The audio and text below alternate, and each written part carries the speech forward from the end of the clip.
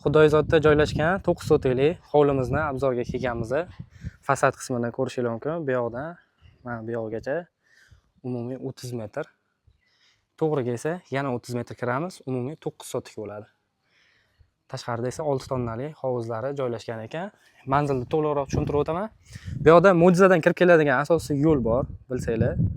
Bu yoqdan esa gidrouzilni yonboshdan kirib kelasizlar. Shu o'rtalig'ida joylashgan. Katta yo'lgacha 150 metr masofada joylashgan hovlimiz bo'ladi.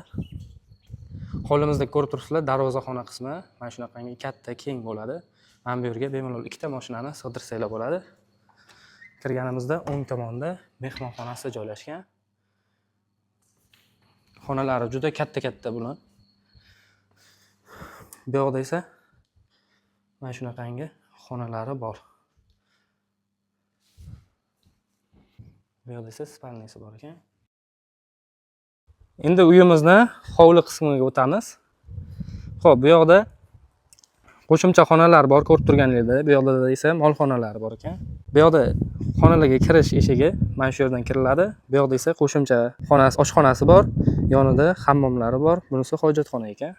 Endi sizlarni ichkari tomonlari bilan tanishtirib o'taman. Kirganimizda mana shunaqangi tapchan qilingan joyimiz bor ekan. Bu yoqda esa uzun koridor. Yonida mehmonxonamiz joylashgan. Juda ham katta bo'lgan mehmonxona ekan. Xo'p, koridor bo'ylab yurganimizda o'ng tomonda ikkinchi xonamiz joylashgan. Koridorning oxiridagi xonalarimiz. Bu xonamiz ham juda ham katta ekan.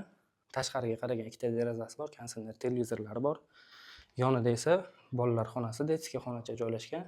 Bu yoqda esa sanuzellari bor ekan. Hamma sharoitlar qilingan. Bu hovlida bemalol ikkita ro'zg'or bemalol yashaydi deb hisoblayman. Hovlimiz umumiy sotki 9 sotik bo'ladi. Pastda egalarni prema o'zlarining raqamini qo'yamiz. Bemalol aloqaga chiqib, egasini o'zidan xarid qilsanglar bo'ladi. Uyimizning narxi esa $72 ming. Pastdagi raqamlarga aloqaga chiqsanglar yana kelishtirib berishadi.